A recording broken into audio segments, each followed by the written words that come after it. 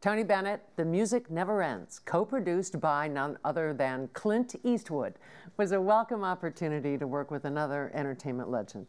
To have Clint Eastwood say, "I'd like to do a documentary on your life," I was over the moon, and I'm still that way. Sleep tight, baby. Sleep tight. Let's call it a day. Hey! And they just dug into the past and got all kinds of films. Of course, I was thrilled that they caught film of, which I didn't know they had, on my mother on television, talking about how she was hoping that I could make it, because I said I wanted her to buy a house in the country so she could stop working and raising 3 children by herself. He drove me to New Jersey one day and pointed to a beautiful house. And he said, "Mom, how do you like your new home?" That was the reason I went into show business, to get her away from that sewing machine. And it happened, so it was okay. I mean, he's so understated and relaxed and daring. You know, he's not wondering about how much money the film's going to make or anything. He just knows that he wanted to do this and he did it, and I'm highly flattered over what he did. Tony Bennett has been the same Tony Bennett from the time he became recognized as an achieving artist to the time he's now the senior citizen of all the great singers. To be able to transform your talent from one generation to the other, dealing at all times with the changing tastes of America, and to be able to project through song, emotion, story, a certain kind of attitude about life itself. Drop everything, let the harmony ring, up to heaven, sing you sinners, just wave your arms all about, let the Lord hear you shout, up to heaven, sing you sinners. He's got his own signature, really, that comes from the world of jazz and the world of swing, but he's not belonging to either one, in a way. He kind of supersedes them in a way, developing his own style. Well, there were so many things that I just was knocked out the way they did it. We were on our way for the first time to San Francisco, and we had never played there. And Ralph knew these fellas that wrote "I Left My Heart in San Francisco."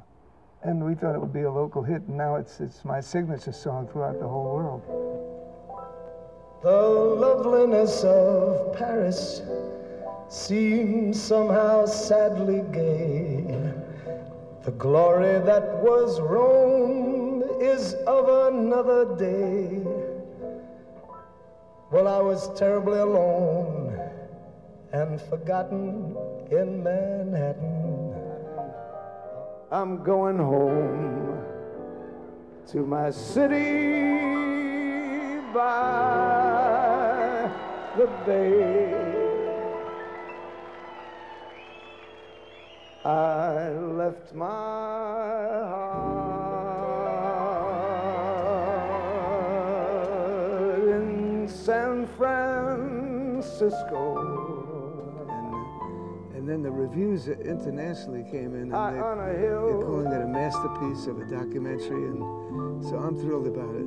When I come home to you, San Francisco, your golden sun will shine for me.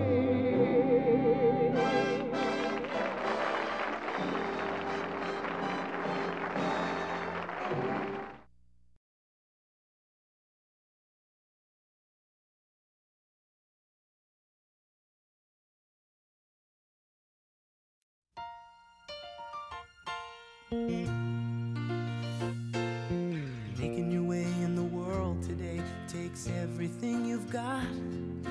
Taking a break from all your worries sure would help a lot. Wouldn't you like to get away? All those nights when you've got no lights, the check is in the mail, and your little angel hung up by its tail, and your third fiance didn't show. Sometimes you wanna go where everybody knows your name, and they're always glad you came. You wanna be where you can see our troubles are all the same. You wanna be where everybody knows your name.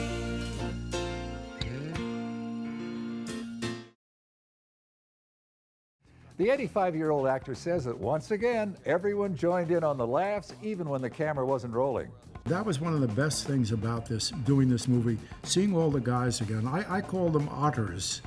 They're not actors, they're otters. They play all the time. George Clooney the other day got into an incarnation of Bing Crosby. He could not stop talking like Bing Crosby. And then all of a sudden he's Sammy Davis Jr. There's any place you look, left, right, back of you, there's entertainment going on. Somebody is horsing around. It's the kind of horsing around you don't expect men. These men are all very, very intelligent, mostly educated. Cheadle, all of them tremendously educated, and yet they're the silliest human beings I've ever seen. This is why revenge jobs don't work, Daniel. You put yourself in a position you know you should walk away, but you can't. This is how guys die or go to jail. All right.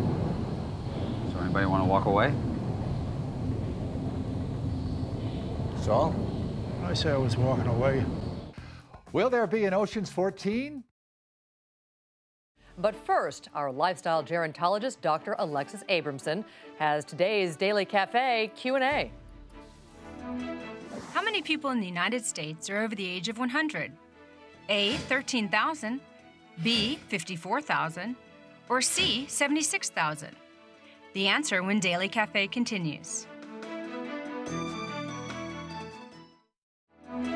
Time for the answer to the Daily Cafe Q&A. How many people in the United States are over the age of 100? A, 13,000, B, 54,000, or C, 76,000? The answer is C.